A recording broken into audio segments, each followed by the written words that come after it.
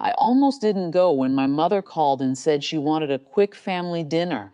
Her voice carried that rehearsed brightness I'd spent most of my adult life trying to decode. Not warm exactly.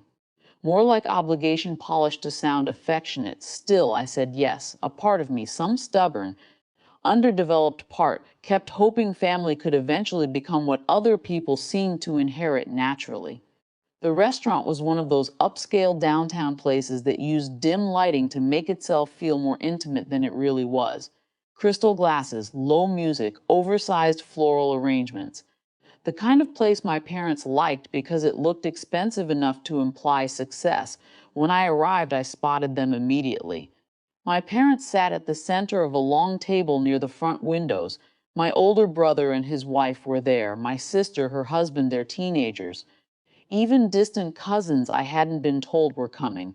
For one brief second, I thought maybe there'd been some misunderstanding. Then my mother saw me. She smiled the way people smile at someone delivering a package. "Oh, good, you made it." I leaned slightly toward the table, waiting for her to gesture toward an open seat. Instead, she pointed behind me. "There's a smaller table in the back. You can sit there. We needed space for the real group."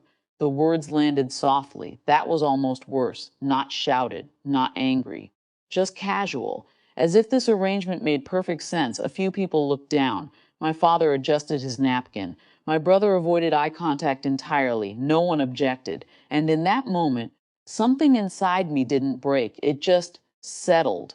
Like dust finally accepting where it belonged, I nodded. Of course. I walked to the back table alone, passing waitstaff who suddenly seemed uncomfortable on my behalf. The table was small, isolated. Close to the kitchen entrance, I sat down, ordered a bourbon neat, and let the sting in my chest level itself into something colder. This wasn't new.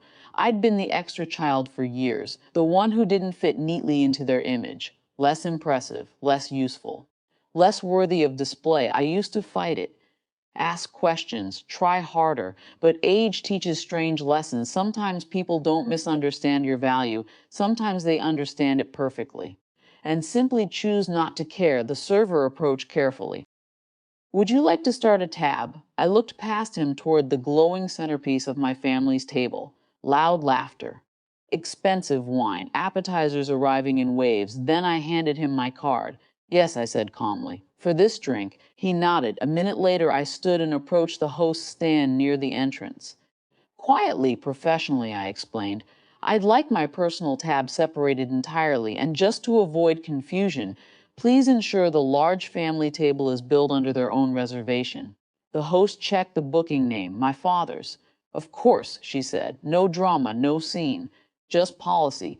I thanked her and returned to my seat. For the next hour, I watched not bitterly, not even angrily, just with an odd sense of emotional distance, like I was observing a version of my life I no longer needed to survive. They ordered without hesitation: premium steaks, seafood towers, multiple bottles of wine, desserts, top shelf cocktails. My father, as always, performed generosity best when he assumed someone else would absorb the cost, or when appearances mattered more than accountability.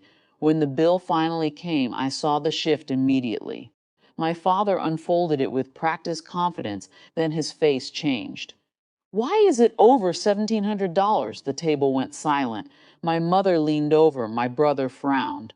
Voices lowered, then sharpened. There must be some mistake. My father motioned sharply for the server. "This is wrong." The server remained composed. "No, sir. Your reservation includes all food and beverage charges for your party."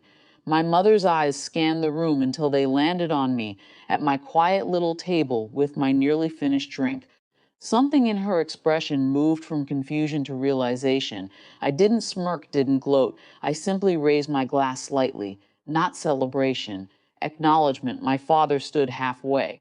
"You did this?" For the first time in years, I answered without needing his approval. "No," I said evenly. "I just paid for my own seat." Silence, heavy, public, unavoidable, and for once, there was no rewriting what had happened, no family narrative to soften it, no private guilt assigned to me later, just math, just consequence, just a bill that reflected exactly who they had chosen to include.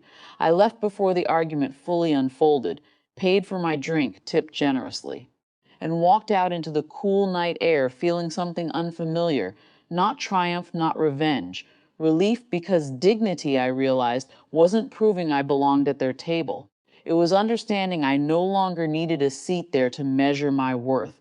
I don't know if my parents ever truly understood why that night mattered. Maybe to them it was just an embarrassing dinner, an overreaction, a misunderstanding. But for me, it was the night I stopped confusing access with love, and sometimes the quietest form of self respect is simply refusing to subsidize your own exclusion